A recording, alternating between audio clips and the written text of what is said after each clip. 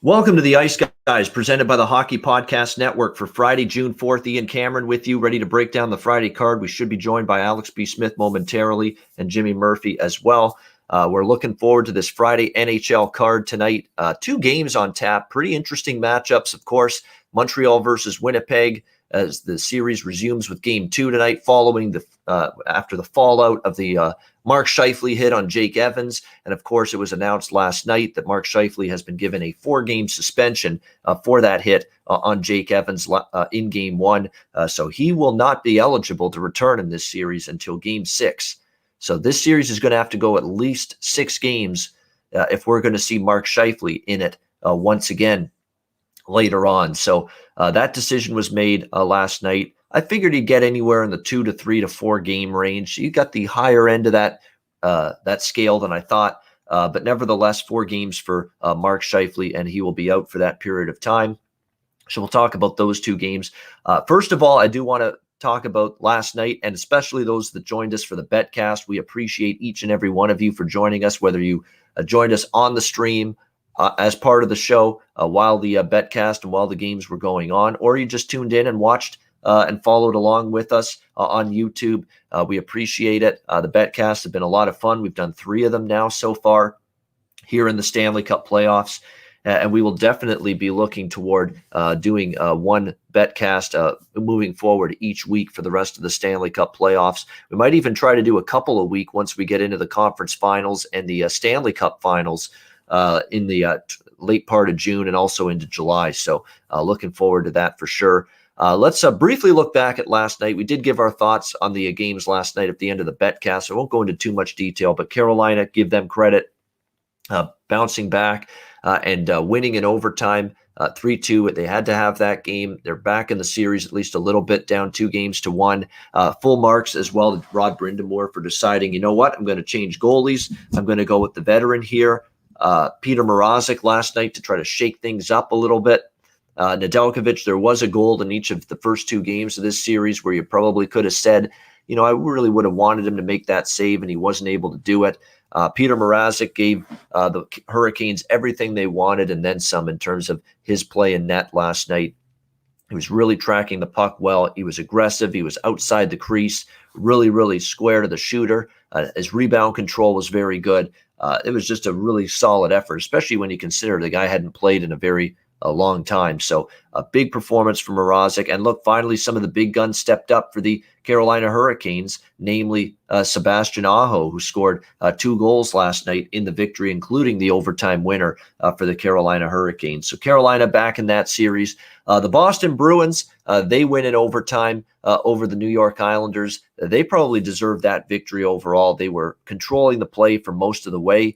The second period and the third period in particular, they really had a bunch of chances to put the Islanders away when they were up 1-0. Semyon Varlamov did everything he could to hold the team in it, but you could tell just in terms of who was winning the puck battles, who was really dictating the pace of the play, who was carrying the play more and spending more time in the offensive zone in the second and third period last night. That was definitely the Boston Bruins.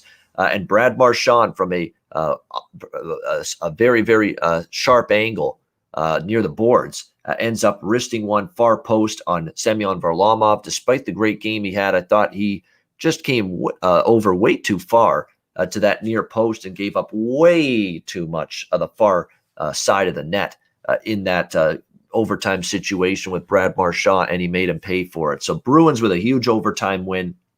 You pretty much have to say they were the team that probably deserved the victory last night. They outplayed the Islanders for longer stretches in that game. So the Bruins now up 2-1 in that series as we go toward a Game 3 over the weekend. All right, let's turn to tonight's games. We'll start, of course, with the Montreal Canadiens and the Winnipeg Jets. It's Game 2 of this North Division Final second round series. The Canadiens winning Game 1, which was pretty much forgotten about after of course, all the incidents and mayhem that went down during that game involving the Mark Scheifele hit on Jake Evans. Well, from a hockey standpoint, the Montreal Canadiens, in what we thought was going to be a pretty tough spot for them, they end up finding a way to win and have really given themselves the upper hand in this series and put a huge onus on the Jets to try to win and even up this series. To go back to Montreal down 2-0 would be difficult for the Winnipeg Jets, especially when you're going to be without Mark Scheifele till at least Game 6. Paul Stastny, by the way, he missed Game 1. He was a late scratch for the Winnipeg Jets prior to that Game 1 loss to the Canadiens.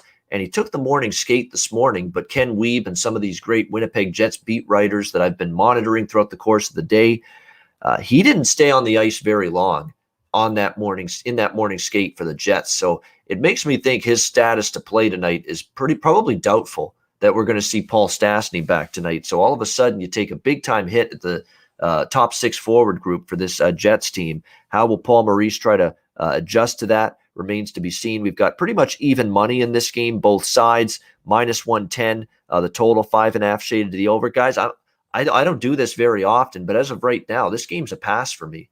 I'm not going to be involved in this game, at least pre-game. I'm not going against Montreal right now. They've got good vibes. They've won 4 in a row. They're playing their best hockey of the entire season, not just the playoffs right now.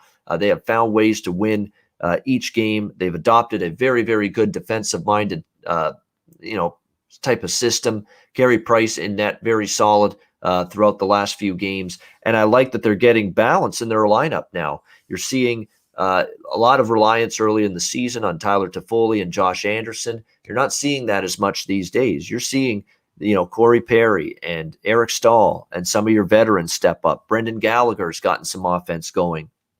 You've got, Nick Suzuki, Jesperi Kotkaniemi. Your young players have stepped up and risen to the occasion here for the Montreal Canadiens as well these last few games. So all of a sudden you're getting this balance here a little bit more in your lineup going into tonight's game against the Winnipeg Jets. I thought this was Connor Hellebuck's. I thought that was not one of Connor Hellebuck's better games, Game 1. Not that he was terrible, because the first goal was a deflection. You can't do much there. The second goal, I thought he was not the greatest in terms of playing the puck there. And the third goal by Suzuki, he had made a great move, to deke around Hellebuck and slide it past. But Hellebuck didn't have his goalie pad jammed up against the post, and you're supposed to in that situation. Because if you have your pad up against the post, there's not going to be any room for Nick Suzuki to tuck that puck into the net, which is what he was able to do. So to me, there was just a few little things in Connor Hellebuck's game that were just a little bit off the mark in Game 1, and he's obviously going to be looking to be a whole lot better tonight here in this game, and he's a very good bounce-back goalie. You go down and look at Connor Hellebuck's track record. When he's off a loss and he's off a game where he gives up 4 more goals like he did in Game 1, he's usually much, much better the next time out in that next game. In terms of what I might be looking at here in this game, when I look at it from a Winnipeg standpoint, this I think is one of the bets that I might look at, and it's the bet that I'm leaning with right now in tonight's game. If you're the Jets, you're going to be down Paul Stastny potentially again. It's not for sure, but when he's coming off the ice early in morning skate today, that's usually not a good prognosis for his status playing tonight. Mark Scheifele is going to be out once again for the Winnipeg Jets. If you're the Jets, Connor Hellebuck's going to be looking to bounce back. They definitely want to play a little bit better defense, especially early in the game. I thought, they were very sloppy with the puck early in that game, in my opinion. I would potentially lean to an under in the first period, under 1.5, -140. The one bet that I'm not in love with doing anything in terms of, a bet that means I'm going against the Canadiens right now. But one thing I think you might be able to consider in the game without having to bet against Montreal to win or lose the game is maybe a Montreal total under 2.5, -110, because I do think this is a bear down defensively kind of game for the Jets because they didn't start the game well in their own zone in Game 1. Connor Hellebuck's a good bounce back goalie. I think he'll play a lot better. So that would be a lean for me. Again, not betting it, but I want to throw something out there to the viewers and to the listeners in terms of a betting angle that I would consider in this game. It would be Montreal, maybe team total under 2.5, if anything. But again, total, I think this is an under game after what we saw in Game 1, but I also can't ignore the fact that 8 of the 10 meetings this year have gone over the total with Montreal and Winnipeg. That oddly enough, they've played some higher scoring hockey games. So again, this is a pass. I don't do this very often, but I don't have a bet on this game before it starts, other than a small lean to Montreal team total under 2.5. And even that I don't love, because this Montreal team's feeling their oats, so to speak, right now. 4 straight wins. They've caught fire. All elements of their game are good defensively. The offense has come to life. Balanced scoring, balanced production. Carey Price and net playing well. Winnipeg down 2 of their top 6 forwards. Yeah, it's going to take a complete team effort tonight for the Jets to beat this Montreal team that's surging right now. We'll see if they have the capability, Winnipeg, of getting it done and tying this series up before the scene shifts to Montreal for Game 3. We have Jimmy Murphy via audio with us today on the show. Jimmy, welcome in. And what's your thoughts here? Montreal, Winnipeg tonight, Game 2.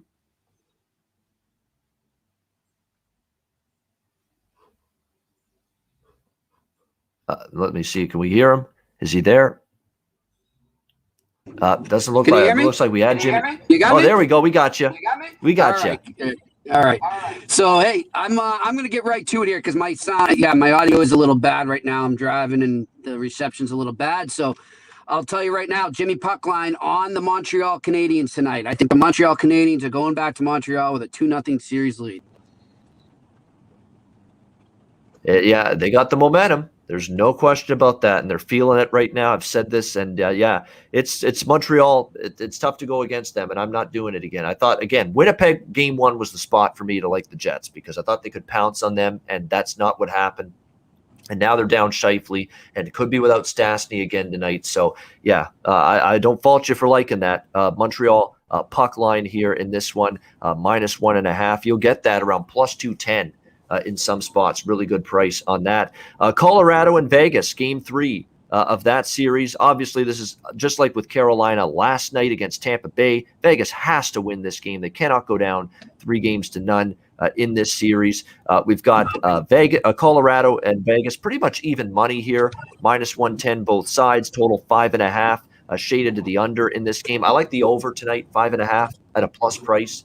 In this game, it should have went over the last game. A million chances, unbelievable, out of your mind, out of your skull. Good goaltending from both Fleury and Grubauer in that game. Vegas hit a bunch of posts. I think you get this game definitely going over the total here, 5.5 +105. I like that.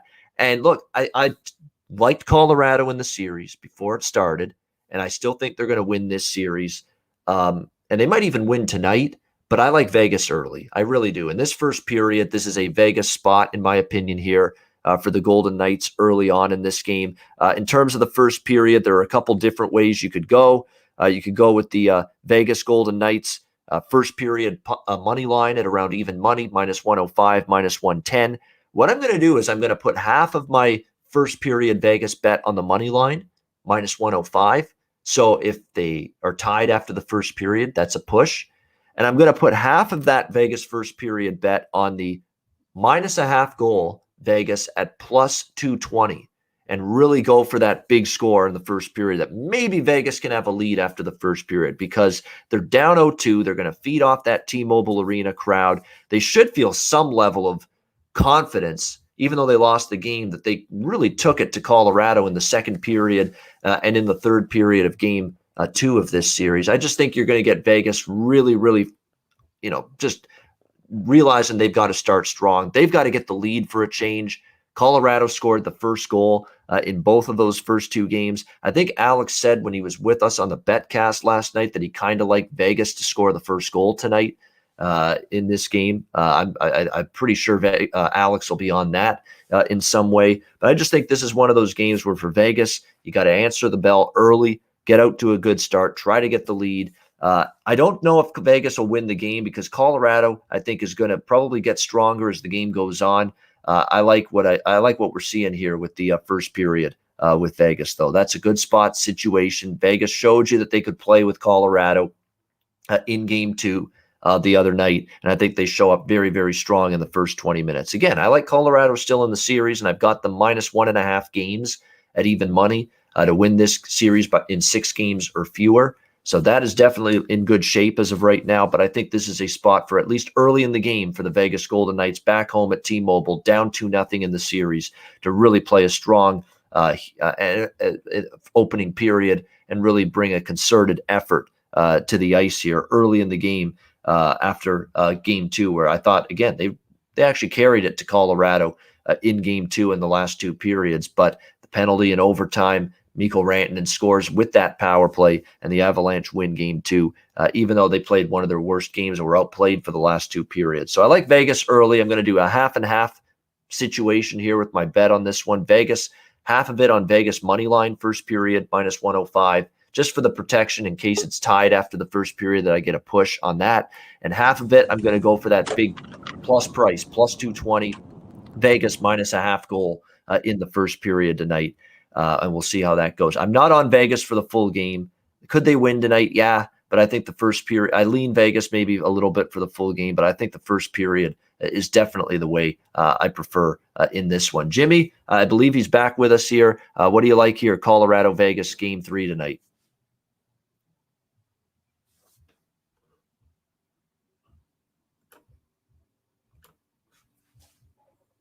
We got to give him a second because we know his reception. Sometimes when the reception is a little spotty, it's a delay. Jimmy, you there? You got me? You got me? I got you. Go ahead. Colorado, you got me, Vegas. buddy? All right, good. Colorado, Vegas. So here's what I'll do. I love what you said there. I like them in the first period, so I'm going to do Vegas in the first period. I do, however, see Colorado potentially coming back and winning the game, and I might even go with the side later. But for now, I'll just stick with Vegas in the first period. All right, Vegas first period here, minus 105 in the first period for Jimmy. And I like the over as well, which I forgot to mention as well. Over 5.5 plus 105. All right, Jimmy, briefly, last night, any thoughts on last night? Last night, I mean, as far as the Bruins Islanders go, just a great goalie duel there. I mean, tough luck on that goal by Brad Marsh, and credit to him for just shooting it on net and hoping for the best, and he got it. But I thought Tuukka Rask was great for the Bruins, a good answer back. I took them in the first period, as I said on the show yesterday, and that cash, so that was nice. And, you know, I think with the way that series is going right now, man, it's going to stay physical. I could easily see the Islanders coming back in the next game and tying the series up. This is one of these series that it's just could go either way. It's that close right now. And as far as the Carolina-Tampa Bay series goes, a credit to Jordan Staal, man, that he can still do what he did last night and get that game winner. Look, the Carolina Hurricanes proved me wrong. I thought they were down and out, but good for them to fight back and get back in the series. No question about that. All right, we will wrap up the show in just a second. We'll get to best bets in just a second. A reminder, download the DraftKings Sportsbook app, sign up for an account, use the promo code THPN. NHL playoffs, NBA playoffs, Major League Baseball daily. Football will be here in 2 months, if you can believe it. NFL preseason right around the corner. It'll be here before you know it. Great time to download the DraftKings app, sign up for an account. When you do, you'll get deposit bonuses, weekly specials, weekly incentives, bet boosts as well, all that and more. Download the DraftKings Sportsbook app, sign up for an account, and use the promo code THPN. All right, best bets for this Friday card. Jimmy, we'll start with you. What do you like for your best bet tonight? I'm going with the Habs puck line there. Habs minus 1.5. All right, Montreal Canadien. Oh, Canadien! As Michel Lacroix, the great PA announcer at the Bell Center and at the Montreal Forum. He was in the old building for many years when he first started as the PA announcer there. So, Au Canadien, minus 1.5 goals at plus 210 for Jimmy Murphy for his best bet tonight. And I'm going to go Vegas first period. Minus 105. I'm going to go with the safer option. I've got half of my bet on the first period money line, half of it on that minus a half goal, plus 220 for Vegas in the first period. I'll give the best bet as the safer of the two, which is Vegas money line, minus 105, first period against Colorado. I do think they have a strong opening 20 minutes. It's frustrating. It's aggravating. They lost game 2 in overtime, but they know they played a very good game 2 and a very good game 3. And we'll have to wait and see if they can, use that as momentum here to start this game strong against Colorado in a game they have to have. I think you'll see a strong start. So Vegas minus 105 first period, best bet for me tonight. Yes. By the way, good job by Canada. Someone in the chat, Velu, mentioning that in the chat. Absolutely. Canada shocking Russia, and now USA in the semifinals of the World Hockey Championship tomorrow. So that'll be something to keep an eye on and watch that. Let me I'll bring up the line since we're asking just before we wrap up the show here. In terms of the World Hockey Championship for tomorrow, let me see what we've got in terms of the numbers for the semifinals. We've got USA minus 130 favorites against Canada, and then Finland minus 240 against Germany. Germany with a great comeback win in their last round. USA is playing really good in this tournament, but Canada's just feeling it right now. They were this close, Canada, from getting bounced in that tournament, and they've just turned it around completely and knocking off the Russians yesterday in stunning fashion. They're like the Montreal Canadiens of this tournament. I don't know if I want to go against the momentum that Canada has, but the U.S. is playing really good. So that's a really tough game to call. That's going to be a tough one for me to actually give an opinion on. I think it's a coin flip. Finland should beat Germany, but you got to lay minus 240 on that one. USA Canada could be an under, but you got to lay a price. Canada's really trying to play tight defensively in this tournament, so we'll have to wait and see. I know you're cheering for Finland, man, and look, Finland's got it's unbelievable what that country's done in terms of hockey. That is a small country, population density, size of the country, population overall. Like they've got what, 5.5 million people in Finland, and Toronto's got like 3 million people in the city of Toronto in Canada alone. It tells you all you need to know about, and Finland Finland will win the Stanley Cup year in and year out. Finland will win the Stanley Cup before Toronto. There you go. Yeah. I think so at this point. It feels like, they'll have if they ever do NHL expansion, Jimmy, and have a team in Finland, they'll win the cup before the Toronto Maple Leafs do. It's exactly what it is. But very proud. You should be any Finnish person should be very proud of this country and what they've done in terms of their hockey development program, because they're a very small country. They don't have the population that Russia, Canada, Czechs, U.S., any of those countries have. And to see what they've done in terms of hockey, it's amazing. And like, they're a goaltending factory. They've been a factory of great goaltenders for 10, 15 years now. So it's been absolutely tremendous to watch what Finland's done. They're a hockey power, and they don't have half the size, half the population as these other countries. It's an amazing accomplishment. I know Teemu Selanne consistently has talked about that over the years, how proud he is of this team. He was interviewed, I think, a few months ago and saying it's amazing how my country has done in terms of international hockey and growing the game. Unbelievable. But good stuff. Yeah, those world semifinals will be good tomorrow. I'll definitely be keeping an eye on that. That'll wrap up this edition of the Ice Guys. Thanks to everyone in the chat for joining us. A reminder, the Ice Guys is live 7 days a week, Monday to Friday, 2 p.m. Eastern, Saturday, Sunday, noon Eastern. If you can't watch the show live, you can download the Ice Guys podcast in audio form on all major podcast platforms: Google Podcasts, Apple Podcasts, Spotify, Stitcher, iHeart. Find them Ice Guys podcast on all those platforms. For Jimmy Murphy, I'm Ian Cameron. Have a great Friday night. Enjoy the games and good luck. We'll talk to you again tomorrow on Saturday for another edition of the Ice Guys presented by the Hockey Podcast Network.